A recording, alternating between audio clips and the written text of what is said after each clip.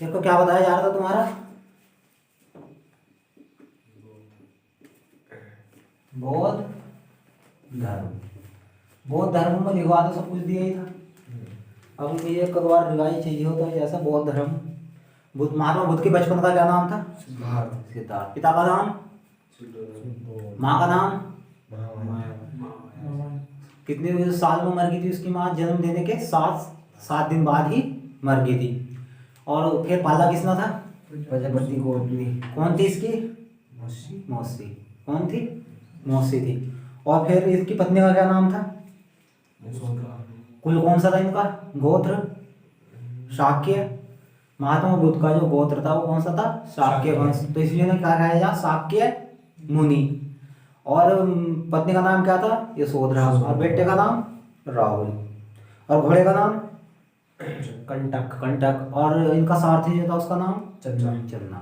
हो गया था। हमने बताया था 29 साल की अवस्था में इन्होंने क्या छोड़ दिया था? घर बार छोड़ दिया था। 29 साल में इन्होंने घर बार छोड़ा था। और सबसे पहला उपदेश, मतलब ये घर छोड़ने के बाद जब तपस्या करने के लिए गए तो कहाँ गए थे? सबसे पहले यूपी के सारनाथ में गए थे।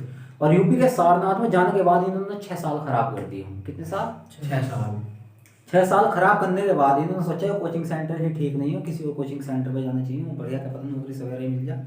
इनका मतलब था मोक्ष प्राप्त करना है। जीवन का, आदमी के जीवन का लक्ष्य क्या रहता है? मोक्ष प्राप्त करना। अब मान ली बात, तुम्हें मोक्ष अगर शुरू में मिल जाए, तो देखो मान ली बात, तुम कह के लिए पढ़ रहे हैं? नौकरी के लिए। तुम्हारा मोक्ष क्या है? नौकरी मिलना। मोक्ष बना, मरना मिलना ही वही जाओ सीधा मोक्ष। हिंदू धर्म के अनुसार किसी भी मोक्ष को कहाँ हाथ में मानता? मर गया और सीधा भैया जन्म मरण से पीछा छूट जा तो उसे मोक्ष कहना है नहीं। लेकिन हमारे हिसाब से मोक्ष वो नौकरी मिल जा, कहीं का फार्म नहीं डालना, फिर कुछ नहीं करना, नौकरी मिल गई तो हमें क्या मिल गया? मोक्ष प्राप्ति हो गई। सही है ना? हमारे हिसाब से तो नौकरी मिला, हम मोक्ष मिल गया। तो भैया मोक्ष मिलने के लिए ये क्या काम करा इन्होंने? फिर वो सारनाथ को छोड़ा। और सारनाथ को छोड़कर कहाँ गए? बिहार। बिहार के कहाँ गए थे? बोध गया में। बोध गया तो गया तो बाद, वो बोध तो बाद में पड़ा उसका नाम, पहले उसका नाम था गया। गया कहाँ रहा? गया जब जो आ रही है कहाँ रही है? बिहार में। अब बिहार में गया को गए, गया में पीपल के वृक्ष के नीचे बैठे थे। किसके? पीपल। और सामने कौन सी नदी बह रही थी? फल्गु या निरंजना नदी। फल्गु या निरंजना नदी बह रही थी। तो जब उन्होंने हाँ तपस्या कर रहे तो इन्होंने ज्ञान प्राप्त हो गया। तो उस जगह का नाम क्या पड़ गया? बोध गया। तो नदी कौन सी थी? निरंजना या फल्गु। और वृक्ष कौन सा था जिसके नीचे ज्ञान प्राप्त करता? पीपल का वृक्ष। और पीपल का वृक्ष ज्ञान प्राप्त, और ज्ञान प्राप्ति का दिन कौन सा था? वैशाख पूर्णिमा। अप्रैल के महीने में आती बुद्ध पूर्णिमा, उसी को ज्ञान प्राप्त हुआ था, उसी को जन्म लिया, उसी को सब काम हुआ। मृत्यु भी किस दिन हुई इनकी? वैशाख पूर्णिमा का दिन। और फिर उसके बाद ही क्या काम था? पहला उपदेश जब इन्होंने दिया तो पहला उपदेश फिर बिहार से चल पड़े। बिहार से फिर कहाँ गए? सारनाथ। तो पहला उपदेश कहाँ दिया था महात्मा बुद्ध ने? सारनाथ। फिर कहाँ गए? दूसरा उपदेश कहाँ दिया इन्होंने? श्रावस्ती। मतलब जहाँ दूसरा उपदेश दिया था श्रावस्ती में, वो सबसे ज्यादा टाइम बिताया था इन्होंने। कहाँ बिताया था? श्रावस्ती में। श्रावस्ती में सबसे ज्यादा टाइम बिताया। श्रावस्ती कहाँ है? नेपाल के पास, यूपी में ही आ रहा है श्रावस्ती। श्रावस्ती पहले कौशल देश था। कौन सा देश था? कौशल। राम की जो माँ थी वो कौन से देश की थी? कौशल देश की। कौशल्य जो थी। तो श्रावस्ती को आप पहले इसका क्या नाम क्या था? श्रावस्ती का कौशल देश। समझ गए? और कौशल देश में एक भयंकर डाकू रहा करता था, उसका क्या नाम था? अंगुली मान। अंगुली मान। ठीक है। और इनका सबसे प्रिय शिष्य कौन था? आनंद। कौन था? किसके आग्रह को महात्मा बुद्ध ने महिलाओं को भी बौद्ध धर्म में रहने की अनुमति देती थी? आनंद की। आनंद ने कहा था महिलाओं को भी शामिल कर लो, ठीक हो जाएगा।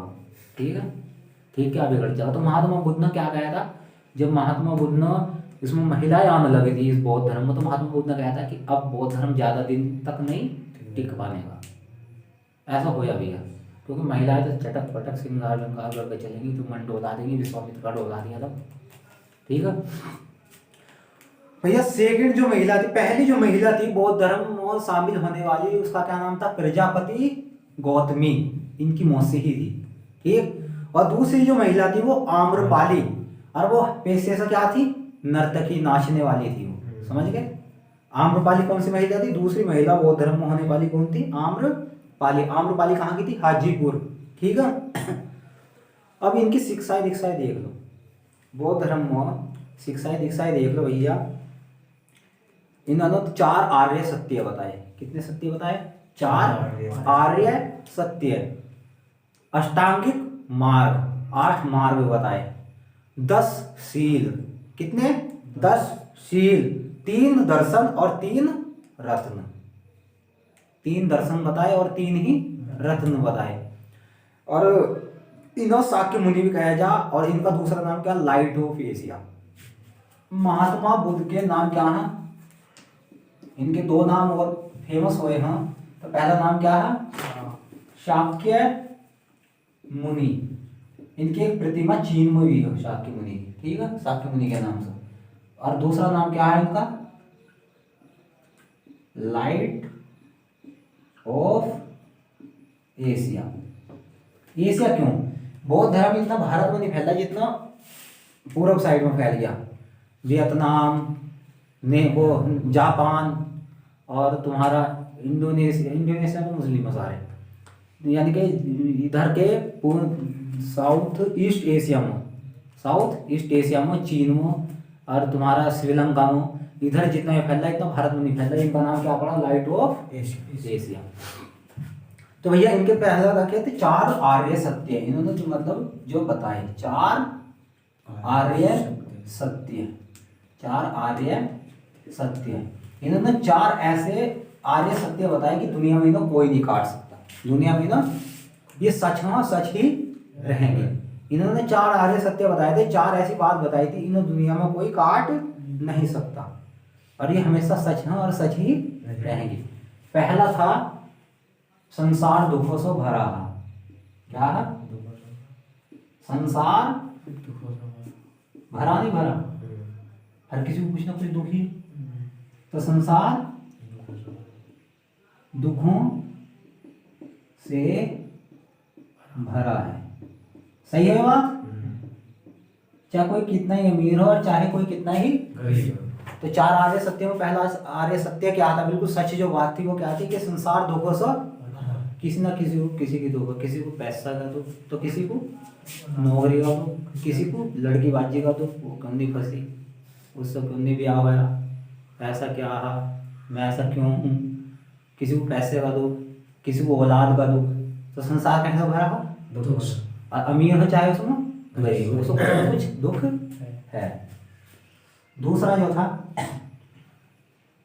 किसी भी दुख का, किसी भी यानी हर एक दुख का, किसी भी मतलब हर एक, किसी भी दुख का कोई ना कोई कारण जरूर है। कोई कारण जरूर। किसी भी दुख का क्या है? एक ठोस कारण है तो कोई ना कोई कारण। जब कारण होगा जब तो दुख होगा। क्या कारण है? नौकरी का, दौलत का, औलाद का, हर एक दुख का कुछ ना कुछ कारण है। तो दूसरा क्या था? संसार दुखों से भरा, और जब कारण रहेगा तभी तो दुख होगा। तो किसी ना किसी दुख का कारण, कोई ठोस कारण जरूर हो। किसी ना किसी दुख का क्या कारण हो? जरूर हो। और किसी भी दुख का कारण जो होगा वो कैसे उत्पन्न होगा? इच्छा से। कैसे? इच्छा से। जब हम किसी चीज की इच्छा रखेंगे तो इच्छा तो मैंने कही इसको पूरा करके कैसे लिखेंगे? किसी भी दुख की कारण होने की कोई ना कोई इच्छा जरूर हो। इच्छा भी आ गई इसमें। अरे इच्छा होगी जब तो दुख का कारण बनेगा, और जब कारण बनेगा तो दुख भी होगा। तो कोई ना कोई इच्छा जरूर हो। किसी ना किसी आदमी के मन में कोई ना कोई इच्छा जरूर छुपी पड़ी हो, चाहे कैसी भी इच्छा हो, वो इच्छा है जरूर। सब मिलते जुलते मेल खा रहे हैं। इच्छा होगी तो कारण जन्म लेगा, कारण जन्म लेगा तो दुख भी होगा। तो कोई ना कोई इच्छा। तो सबसे ज्यादा किस पे जोर दिया इसने महात्मा बुद्ध ने? इच्छाओं को, कि तुम इच्छाओं को मार दो, इच्छाओं को मार दो तो दुख का कारण ही नहीं बनेगा। जब कारण नहीं बनेगा तो आदमी को दुख भी नहीं होने का। और लेकिन जैन धर्म में क्या बताया था कि दुख का कारण क्या बताया था? आत्मा। क्या बताया था? कि आत्मा को इतना मार काट कर दो, इतना उसे बेकार कर दो, इतना निठल्ला बना दो, उसकी हर एक आत्मा को कुछ भी कहो मत करो, जाडो में ऐसे रहो, गर्मियों में खुले घूमो, नंगे पहाड़े कैसे घूमो, जब आत्मा तुम्हारी सड़ गल जाएगी, उसे इच्छा ही नहीं रहने की किसी चीज की। तो दोबारा जन्म ही नहीं लेने की। तो मोक्ष प्राप्ति के लिए 4 आर्य सत्य किसने दिए थे? महात्मा बुद्ध ने। उन्होंने बताया था यहाँ आत्मा, महात्मा बुद्ध ने क्या कहता था? आत्मा नहीं है क्या? इच्छा। क्या हमारी इच्छा है, ये भी तो दुख ले रहे हैं, इच्छा मत रखो दुख भी नहीं होगा। और लास्ट का क्या था? इच्छा पर नियंत्रण पाया जा सकता, इच्छा पर नियंत्रण, इच्छा पर नियंत्रण पाया जा सकता है। जा सकता है नहीं जा सकता भाई? जब तुम इच्छा को नियंत्रण कर लेंगे तो इच्छा जन्म ही नहीं लेने की, जब जन्म नहीं लेने की तो कारण नहीं बनेगा, जब कारण नहीं बनेगा तो दुख नहीं बनेगा। तो ये 4 सही बात है बिल्कुल। तो इस दुनिया में कोई काट नहीं सकता, तो इसलिए 4 आर्य सत्य हो गए। अब इन्होंने कहा है जब तुम मान लिया तुम्हें इन 4 आर्य सत्यता ही हैं, लेकिन इनसे दूर जाने का उपाय क्या है? ये हमारे जीवन में कभी ना हो ये चीज, 3 चीज। तो नियंत्रण कैसे पाया जाएगा? इस पर नियंत्रण कैसे पाया जाएगा? तो उसके लिए महात्मा बुद्ध ने क्या दिया था? अष्टांगिक मार्ग, 8 प्रकार के मार्ग दिए थे। तो अष्ट को क्या कहें? 8 को क्या कहेंगे? अष्टांगिक। जो कारण उत्पन्न कर रहे हैं आंगिक, जिनसे कारण उत्पन्न हो रहा है क्या हो गया? अष्टांगिक मार्ग। फिर क्या थी? अष्टांगिक ही पूछे जाते हैं सब, ठीक है। बाकी तुमसे ये नहीं पूछने के, जो छोटा बच्चा तो 4 आर्य सत्य पूछ लिए तो लिख के भेज देंगे, संसार दुखों से भरा, ये लिखे आगे है नहीं। लेकिन ये होता पीसीएस या आईएएस मेन पेपर में होगा। क्या होगा? आईएएस मेन पेपर में तुम्हें निबंध लिखना पड़ता कि बौद्ध धर्म के 4 आर्य सत्य की विवेचना करो। तो वो जो आईएएस का दूसरा पेपर होता है वो लिखने वाला ही होता पूरा। तो तुम अपने दिमाग से जैसे लिखते हो उस हिसाब से नंबर मिलेंगे। तो अब बाकी नौकरी में क्या हो, वे पूछेंगे कितने आर्य सत्य दिए महात्मा बुद्ध ने, तो क्या डायरेक्ट आंसर? 4। तो हम तो पूरा याद करवा के लेकर चल रहे हैं। बाकी एग्जाम में कहाँ पूछेंगे कितने आर्य सत्य हैं, कितने मार्ग दिए हम महात्मा बुद्ध ने, तो 8। लेकिन वे तो पूछ लेंगे तो तुम्हें कितने पर निशान लगाना? 8 अष्टांगिक मार्ग। लेकिन हम इनको भी खोल के बारे में पता बिल्कुल बताएंगे इनके बारे में। तो अष्टांगिक क्या है? अष्टांगिक मार्ग, यानी कि इनको कंट्रोल करने के क्या है? 8 मार्ग। बीच का पॉइंट है, ठीक है। तो पहला क्या होगा? सम्यक दृष्टि। क्या होगा? सम्यक। 2-4 याद रख लो, 8 बताने जरूरी ना रहते, लेकिन हम तुम्हें ऐसे बता देंगे। सम्यक दृष्टि, बिल्कुल सही दृष्टि होनी चाहिए।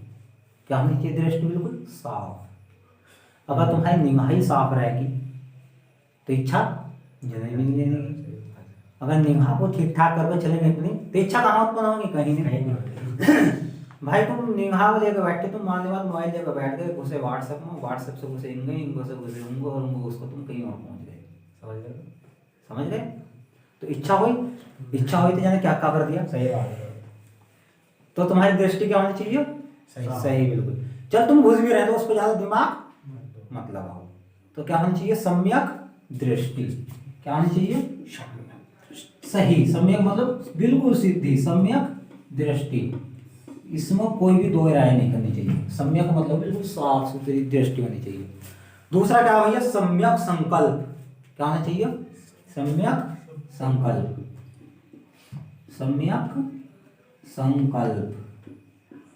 सम्यक संकल्प, जिस चीज का संकल्प ले लिया, प्रण ले लिया, वो पूरा कर को हटो। रास्ते में कोई भी चीज आ जाओ, तुम्हें क्या करना? सम्यक संकल्प ले लिया तुमने कहा हाँ आज तो मैं संकल्प ले रहा हूँ कि सुबह उठ कर जरूर पढ़ूंगा। गर्मी हो, बहुत ठंड हो रही भैया, अभी तो 1-8 घंटे बाद पढ़ लूंगा।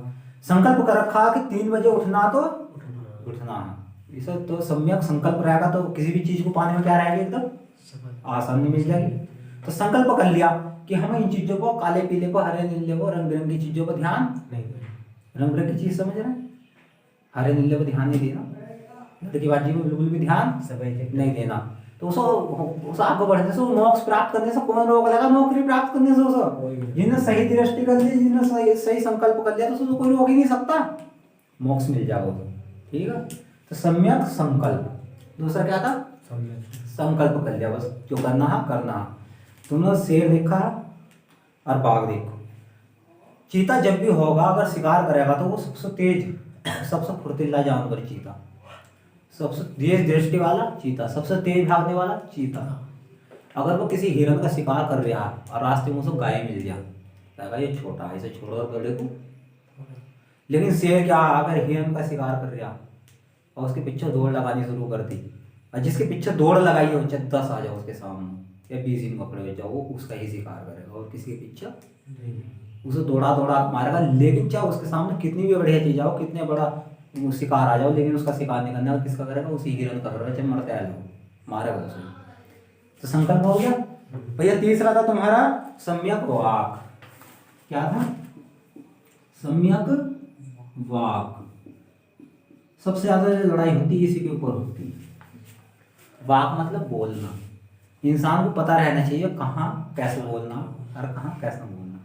भारत में 90%, 99% या 90-95% बोलने से ही लड़ाई होती है, घर में भी और बाहर भी। तुम्हें सही भाषा का प्रयोग कैसा करना वो तुम्हें पता ही होगा। तुमसे ज्यादा कौन बढ़िया जाना, ठीक है। और तुम्हारा मोहल्ला वैसे भी फेमस है। तो कैसा कहाँ बोलना, कितना तोल को बोलना, भाषा कैसी होनी चाहिए, सही बिल्कुल।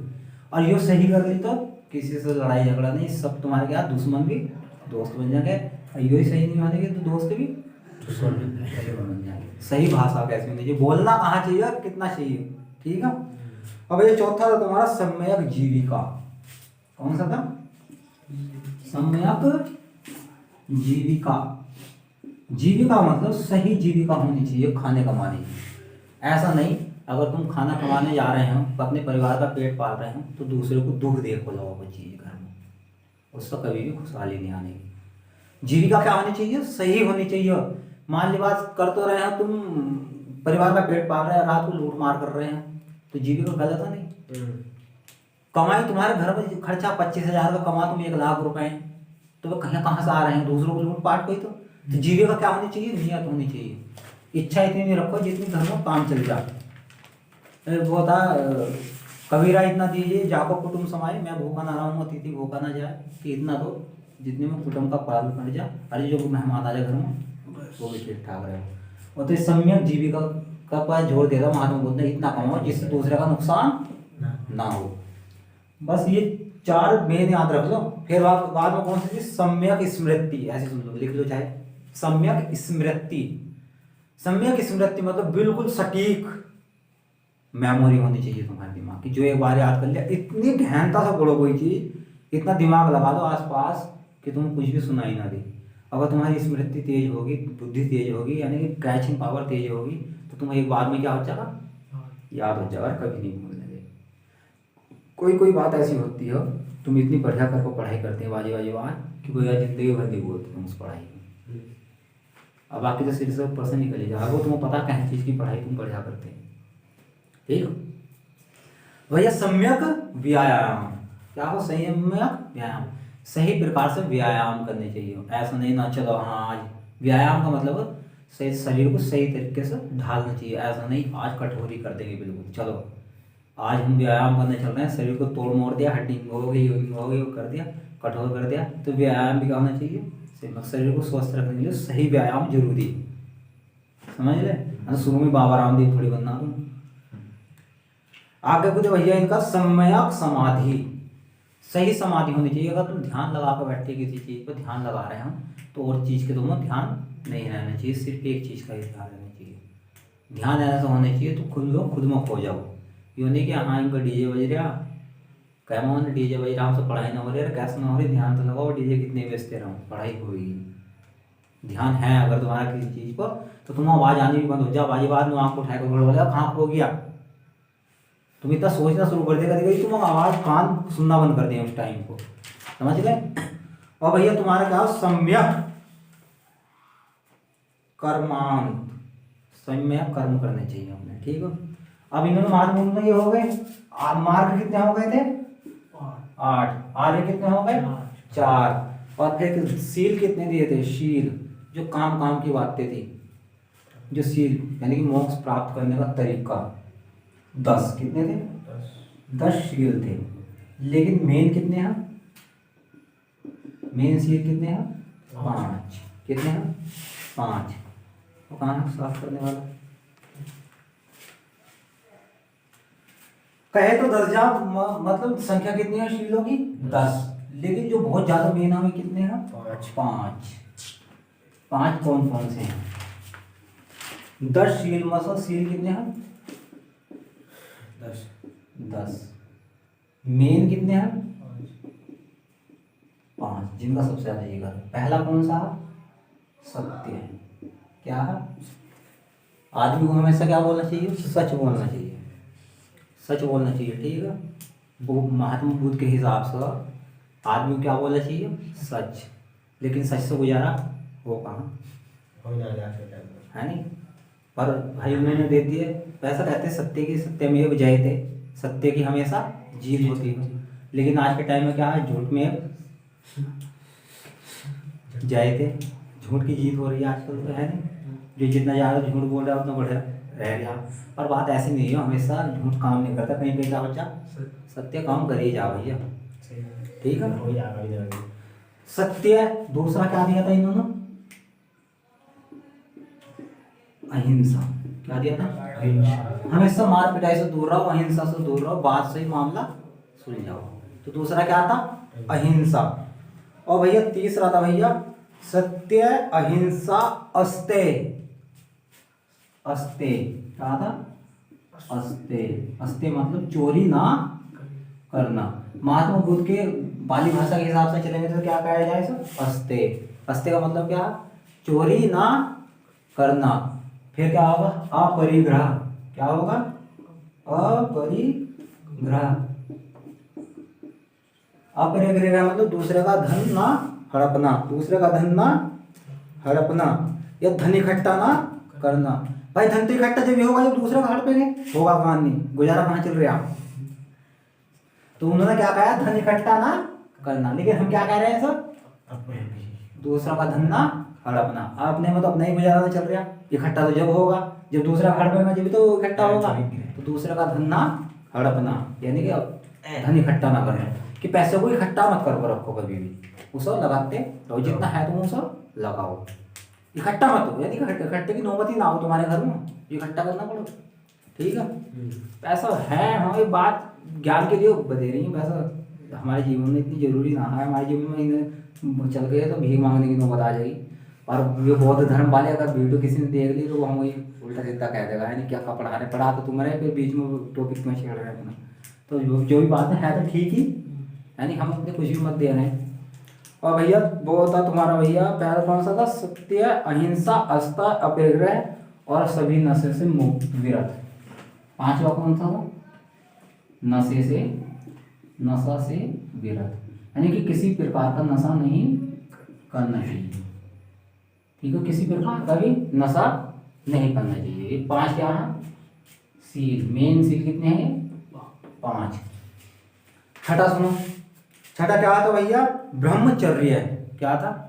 ब्रह्मचर्य। देखो यो ऐसी चीज हो, ब्रह्मचर्य हर एक ही धर्म में बताई गई, हिंदू हो, जैन हो, बौद्ध हो, सिर्फ मुसलमानों को छोड़कर ब्रह्मचर्य का पालन कभी नहीं करते।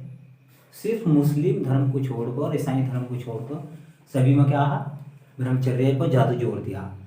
मुस्लिम भी ब्रह्मचर्य को जोर नहीं देते, जरा जरा से ब्याह कर ले हैं, उनके मतलब है ही नहीं, नौबत आती नहीं ब्रह्मचर्य की।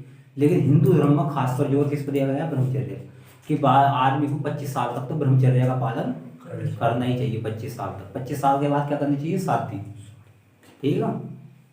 तो ब्रह्मचर्य जैन मुनियों ने बहुत ज़्यादा जोर दिया ब्रह्मचर्य को, हिंदू के बाद जैन, जैन के बाद बौद्ध ने भी कहा कि आदमी को ब्रह्मचर्य का पालन।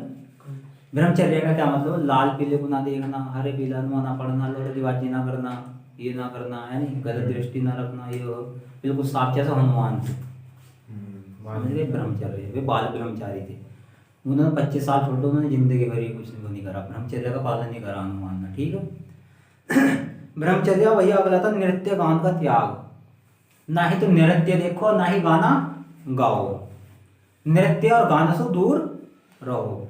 फिर क्या था भैया? सुगंधित पदार्थों का त्याग। जितनी भी तुम्हारे सुगंधित पदार्थ हैं उनका क्या कर दो? त्याग कर दो। सुगंध की तरफ ज्यादा मत भागो। सुगंधित से मतलब तुम ज्यादा किसी भी चीज की ज्यादा इच्छा मत रखो। और अगला था भैया तुम्हारा असमय भोजन ना करना। कौन सा था? असमय भोजन ना करना, यानी कि भोजन का एक टाइम होना चाहिए, यानी किसी भी टाइम खाना बैठ गए, अब टाइम किसा रखा, किसी भी टाइम खा लें जब टाइम मिल जाए, ठीक है। लेकिन असमय भोजन ना करना चाहिए, ये हिंदू धर्म होती है, असमय भोजन ना करना। भैया कोमल सैया का त्याग। तुम ऐसा नहीं है ना, हाँ हमें तो मखमल के बिस्तर में नींद आवेगी, जहाँ नींद आ जाएगी वो पढ़ जाओ। जितनी कोमल चीज़ों का वो पढ़ने की आदत डालेंगे उतने बेकार रहेंगे। अपने जैसे भी मिल जाओ वही पढ़ जाओ। कोमल कोमल चीज़ों का क्या कर दो, बिल्कुल भी त्याग कर दो। अब भैया अगला था कामनी कंचन का त्याग। कामनी कंचन का त्याग। कामनी कंचन मतलब क्या है? कामनी से मतलब औरत से, लड़कियों से, इनका त्याग कर दो। लड़कीबाजी छोड़ दो। और कंचन मतलब सोने की तरफ। कामनी कंचन वही मतलब हो, कामनी कंचन या सोने से भी कंचन के समान हो। सोने वोने से मतलब चमकदार चीज़ों की तरफ ज़्यादा आकर्षित मत रहो। लड़की भी क्या चमकदार में आती है, ये भी चमकती है भाई। ये तो खुद ही इनका तो सौंदर्य प्रसाधन ही इतने हैं, चमकने का तो क्या काम कर रही है। तो कामनी कंचन का त्याग। अब बताओ तुमने ब्रह्मचर्य ले लिया और तुमने भाई दुनिया में सबसे बड़ी बाधा ही लड़की है।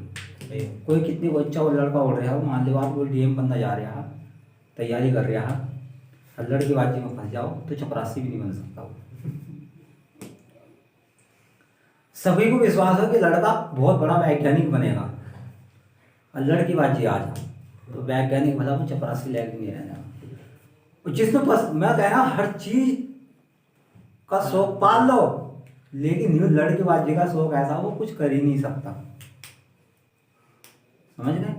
तो जिसने कर दिया उसको नौकरी मिलनी हो। जिसने ये शौक नहीं पाला, जिसने पाल लिया तो वो उसका भगवान मालिक है। मिल जा ना मिला ना सही। लेकिन कुछ ऐसा हो सब काम करते भी चलो, साथ साथ पढ़ाई को भी ध्यान करते चलो, पर तुम ऐसे नहीं। ठीक है। 10 सीधे 3 दर्शन। दर्शन कितने थे? 3। दर्शन शास्त्र हिंदू धर्म में कितने थे? 4 होंगे। हिंदू धर्म में कितने दर्शन थे? 4। लेकिन बौद्ध धर्म ने कितने दर्शन दिए? 3। दर्शन का होता है जीवन को अच्छी तरह से परख लेना। दर्शन जब ही लिखा जाता है दर्शन शास्त्र जब जीवन की बिल्कुल कड़वी सच्चाई सामने आ जाए। ये बिल्कुल जो बिल्कुल सत्य से सत्य बात हो, जीवन में हर कोई भोगत ले बात हो। ये बहुत दर्शन शास्त्र बहुत गहरी तरीके से लिखे जाते हैं। जैसे अनेश्वरवाद, इनका दर्शन उन्होंने क्या दिया था? इनका दर्शन था सबसे शुरू में अनेश्वरवाद।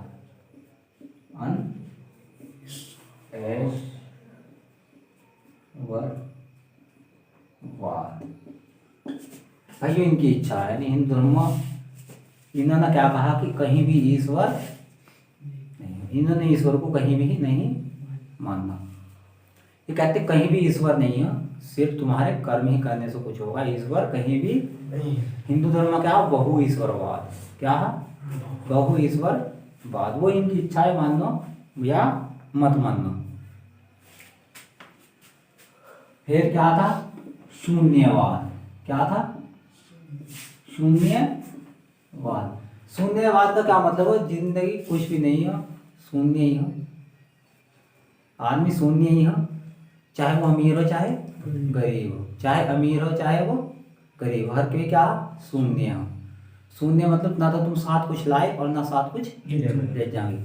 अमीर भी मरेगा और अमीर को भी बीमारी होगी और गरीब को भी होगी। शून्यवाद कैसा मानना था? जैसा कभी को कांग्रेस का बहुत बड़ा सिक्का चल रहा था देश में, किसकी साथ सरकार रहती हमेशा? कांग्रेस की। आज कांग्रेस को क्या इतिहास में पढ़ाया जाएगा? कभी कांग्रेस थी, शून्य को पहुंच गई। क्या पहुंच गई? शून्य को। कभी भी अपने अमीर होने पर घमंड मत करो, अमीर होने पर घमंड मत करो। कभी कांग्रेस सब जगह थी, आज कहाँ? नीचे। गरीब आदमी भी बहुत ऊपर जा सकता है। मोदी चाय बेच को कहाँ चला गया? प्रधानमंत्री बन गया। अब्दुल कलाम पेपर बेच को क्या बन गए? अखबार बेच को वैज्ञानिक बन गए। तो शून्य ही हो हर आदमी, कुछ भी कर सकता कोई आदमी। तो शून्यवाद को विश्वास करेंगे। और तीसरी चीज थी वो क्षणिकवाद। क्या था? क्षणिकवाद। क्षणिकवाद था कि हर चीज दुनिया में क्षणों के लिए हुई हो, कुछ हमेशा के लिए हो कुछ भी नहीं हो। हर दुनिया में हर चीज का नाश होना है एक न एक दिन। कोई भी हमेशा अमर होने के लिए नहीं आया। तो दर्शन थे, सही बात है इनकी, अमर तो कोई भी नहीं हो। तो दुनिया में कुछ क्षण के लिए हुई हो। भाई जवानी आई कुछ टाइम के लिए टल गई।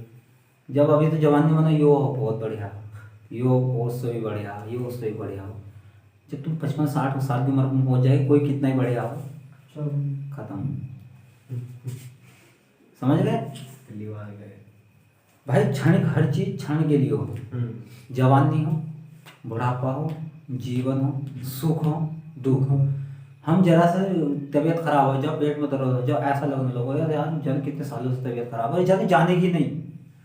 और जरा से दिन में कहीं ब्याह शादी पार्टी में शामिल हो जाए, दीपावली आई थी, ऐसा त्योहार आने वाला, बहुत खुशी रहे मन में, अच्छा तो गई पता चला सफा गई, हर चीज क्या है क्षणिक। चलो भैया सब चीज हो गई थी, ये सब दे दिए थे। अब एक क्या काम हुआ, महात्मा बुद्ध जब अपने विचार फैलाते फिर रहे थे, बौद्ध धर्म बढ़ा रहे थे, तो उस टाइम में पावापुरी पहुंचे। कहाँ पहुंचे? पावापुरी पहुंचे। जब पावापुरी पहुंचे, इनका ही एक चेला था जिसे शायद चंदू चंदू कह रहे थे। क्या कह रहे थे? चंदू। उसने क्या काम करा, इन्हें मशरूम में जहर मिला कर दे दिया, या जहरीला मशरूम की सब्जी खाने के लिए दे दी। तो इससे इनकी कहाँ पावापुरी में क्या हो गई, तबीयत खराब हो गई। पावापुरी हुई थी, हाँ, तबीयत खराब हो गई इनकी। जब तबीयत खराब हो गई, या वहाँ से इन्हें उठाकर चल दिए, तबीयत खराब हो गई।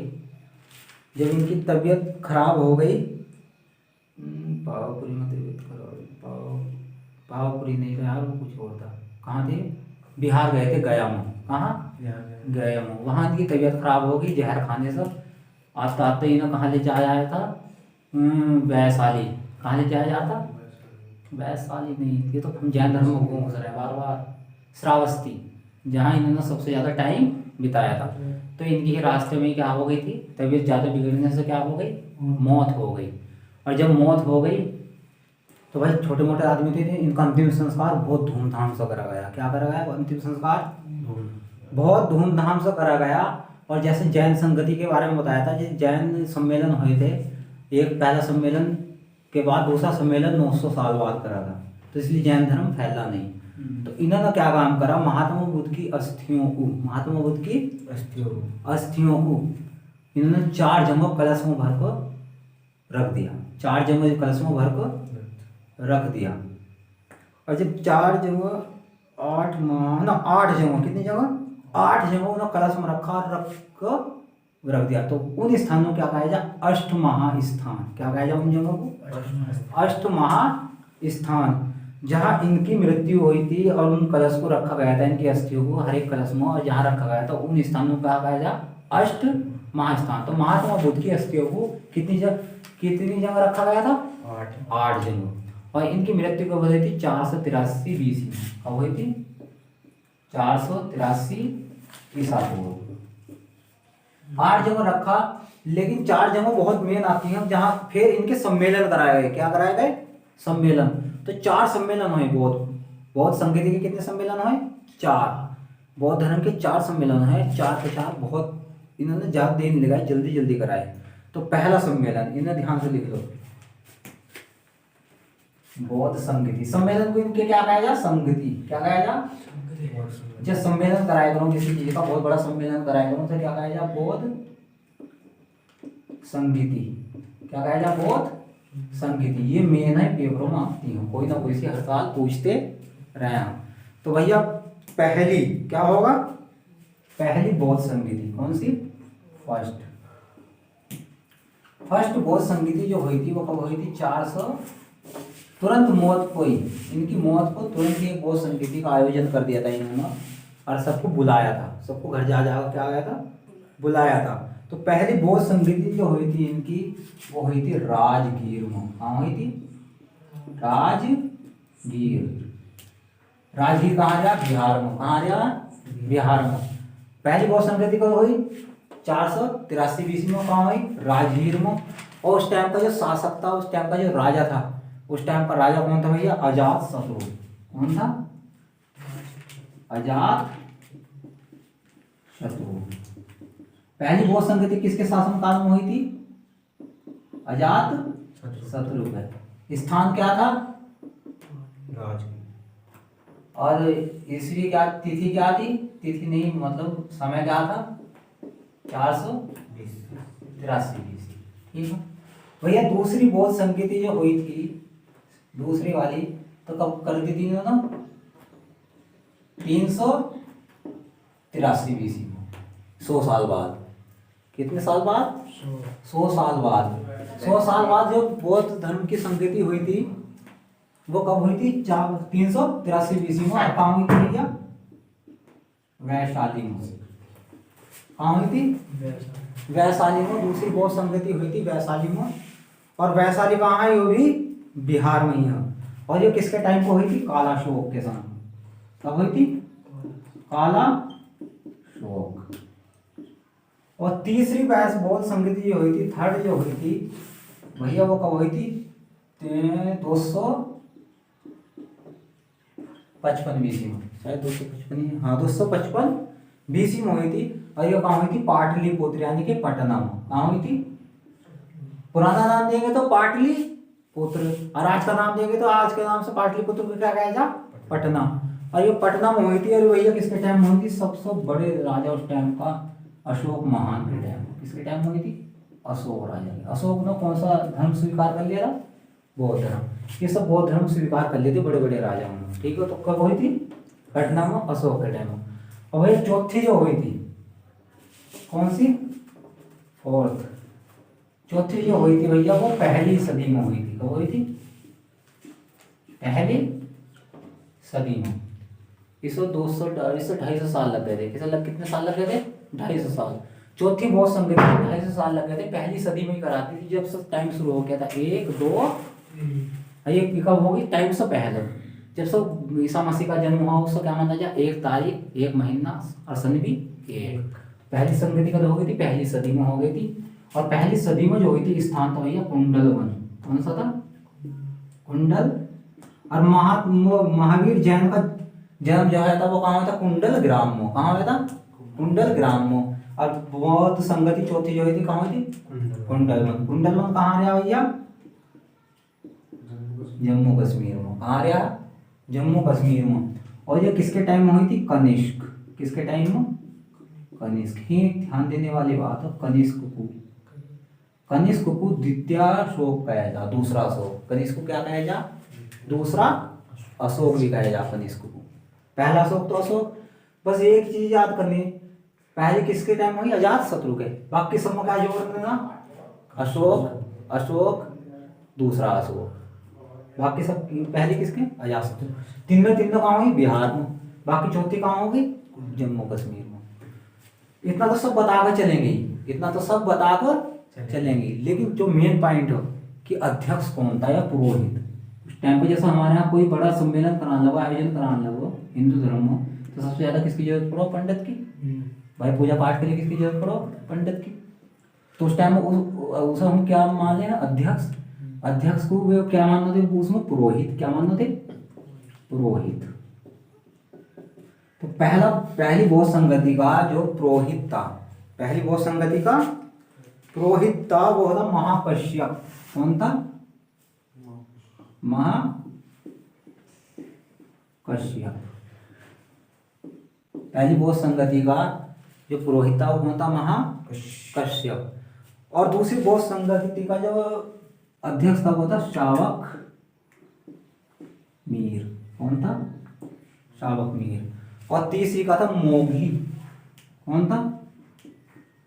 मोगली या मोगली कहते हैं उसे। ये शुरू में लिखा है, मिल जाए तुम, इससे पता निकाल लियो, ठीक है। क्या है?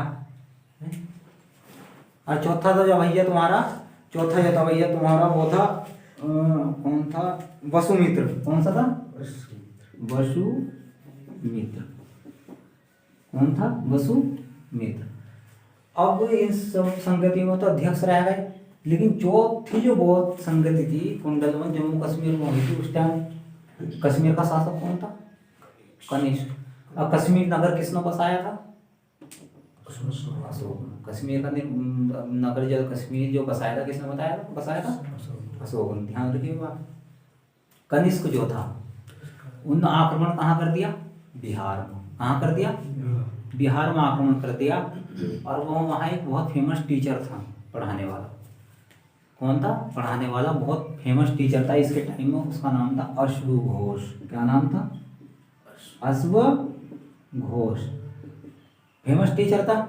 और राजा महाराजा पहले एक ध्यान रखने वाले थे, अपने दरबारों में विद्वान गायन वाले जैसे तानसेन हो गया, विद्वान लेखक बहुत रखे करो थे, जो भी बढ़िया सा लेखक रखा था उसको अपने साथ ठाकर, तो इसे उठा के लेकर चलते रहे का काम, कश्मीर चल, कहाँ चल, कश्मीर। लेकिन वसुमित्र जो था वो कनिष्क का दरबारी भी था। क्या था? दरबारी भी था। ये दरबार में रह करो था, बहुत बड़ा क्या था, ज्ञाता था, बहुत बड़ा टीचर था उस टाइम का, और दरबारी भी था इसका। तो लेकिन जैसे घोष को उठा कर ले गया वो, और इन्होंने कश्मीर में जाकर उसे अपने पास रखा ज्ञान दान बताने के लिए। इसकी पढ़ाई वढ़ाई देख के पढ़ा तो और ज्ञान देते तो देखा तो वो इसे ले गया, भाई बढ़िया चीज़ है, ले चलो इसे भी। तो लेकिन जब इसने यहाँ इसे फेल कर दिया, किसा कर दिया, वसुमित्र को। इसका ज्ञान इतनी जल्दी फैलने लगा सब जगह वसुमित्र अशोक घोष का, कि वसुमित्र को पछाड़ता जाता बिल्कुल, और इसे बहुत पीछा कर दिया। तो उसके आपको वही मजबूरी थी कनिष्क के, क्या मजबूरी थी कि चौथी बहुत संगति करानी थी कि अध्यक्ष किसको बनाया जा, इसको बनाया जाए या इसको बनाया जा। ज्ञान के मामले में कौन ज्यादा था, अशोक घोष, लेकिन दरबारी कौन था, वसुमित्र। और जब भाई तुम्हें भी पता होगा जो चीज पुरानी रहा उस पर ज्यादा थोड़ा भरोसा करा जा रहा। रोहित शर्मा से कितनी बढ़िया खिलाड़ी आ जाओ, लेकिन टीम भरोसा किसको करते चलेगी, रोहित शर्मा को। खिलाड़ी 1 से 1 पड़े हैं इंडिया में, तो लेकिन सबसे ज्यादा भरोसा किस पर था, वसुमित्र। भाई पुराना हो गया था, पुराना दरबार में रह गया था, इज्जत देनी जरूरी थी। या सचिन तेंदुलकर को इज्जत दी जा रही थी, है नहीं, चाहे रन मारो या ना मारो, टीम में रहना जरूरी है। तो अध्यक्ष किसे बना दिया था, और लेकिन इसके लिए भी कुछ खाली थोड़ी छोड़ा जाता, इसे क्या बना दिया, उपाध्यक्ष। उस संगति का इसे क्या बना दिया था, उपाध्यक्ष। जैसे कप्तान और उप कप्तान। इस टाइम कप्तान फिलहाल ही अभी में कप्तान किसे बनाया गया टीम इंडिया का, रोहित शर्मा को, और उप कप्तान राहुल जी तो बढ़िया खेल रहा। तो भाई बढ़िया किसे दी उन्होंने, पुराने को किसे दी, और वो भैया उसे भी कुछ खाली थोड़ी छोड़ा जाएगा। जैसा राहुल भैया बना दिया उप कप्तान, तो ये सब उपाध्यक्ष बना दिया, समझ गए। आज के लिए बधेरा हो गया, कल को देखिए वो बता देंगे, कल वो खत्म होगा पूरा।